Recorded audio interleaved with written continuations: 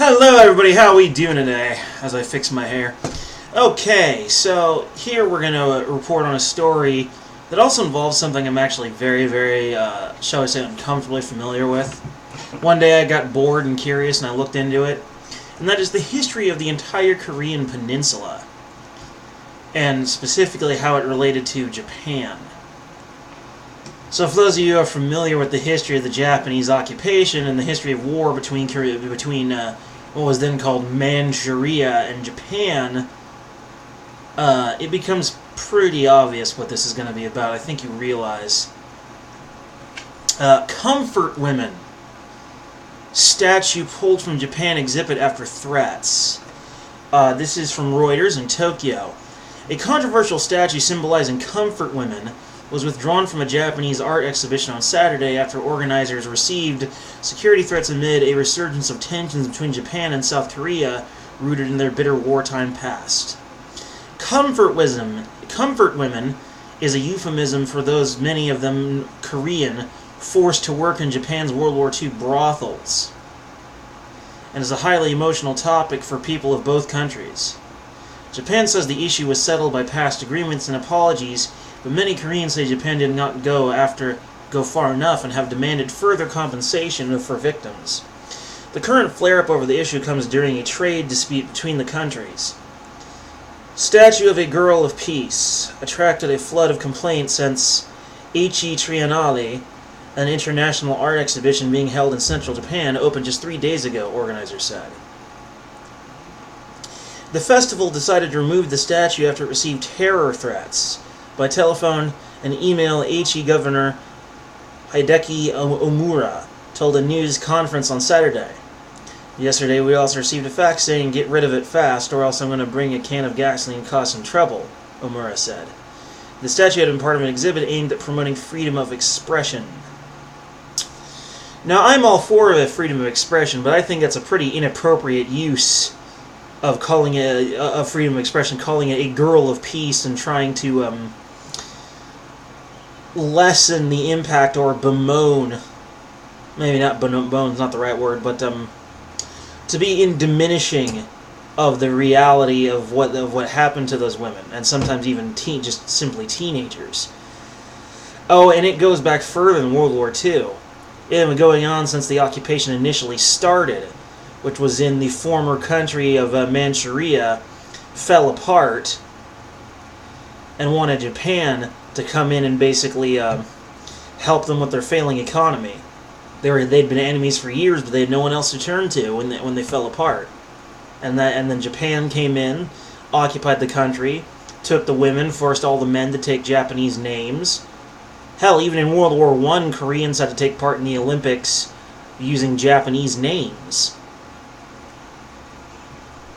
They had no distinct existence separate from Japan. They had no cultural identity.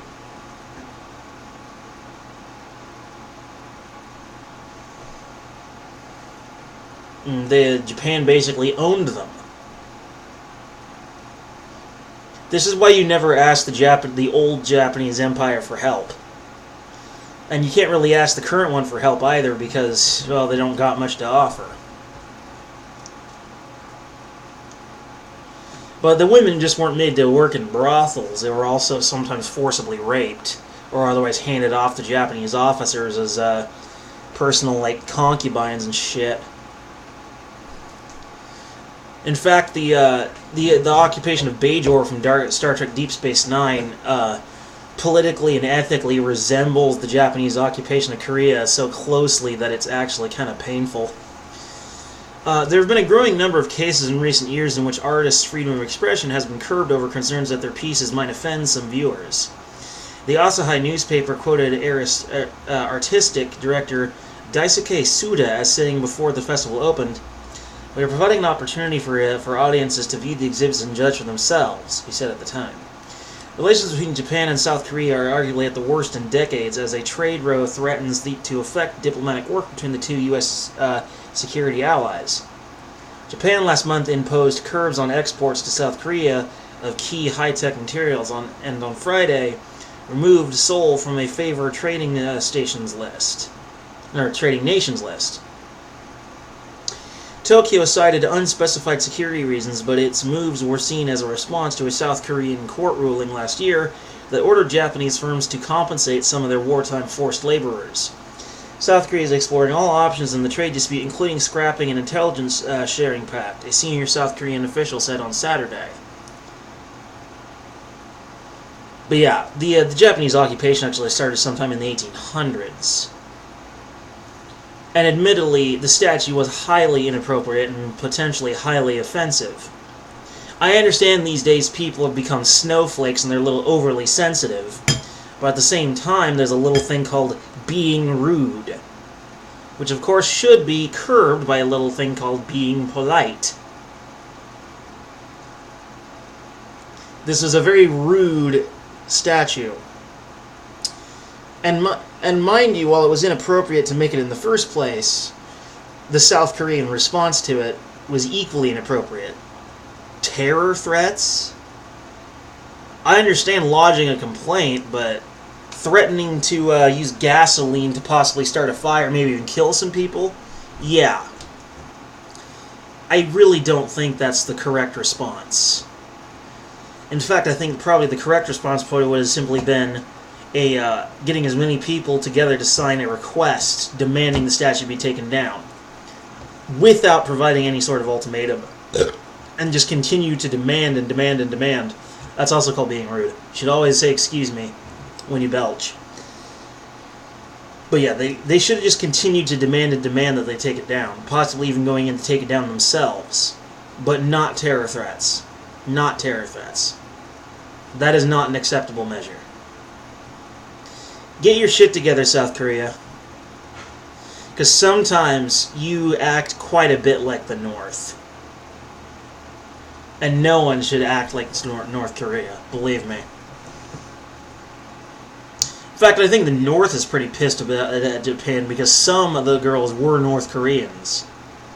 Keep in mind that the peninsula was more or less unified under the Japanese occupation and for a couple decades after, when they temporarily had a provisional government which fell apart, and then you get the modern status in Korea with the Russians in the north and the U.S. in the south.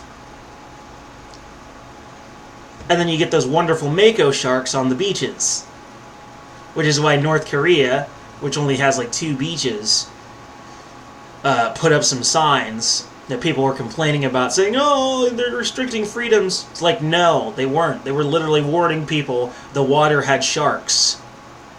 Specifically mako sharks, one of the most evil, deadliest, and most vicious animals on the planet. You do not play games with makos, trust me.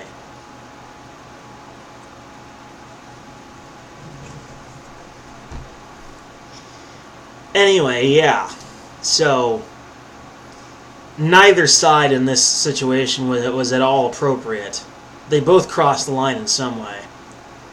Japan crossed the line of what was appropriate, and South Korea crossed the line of what would be considered an appropriate response to the inappropriate action.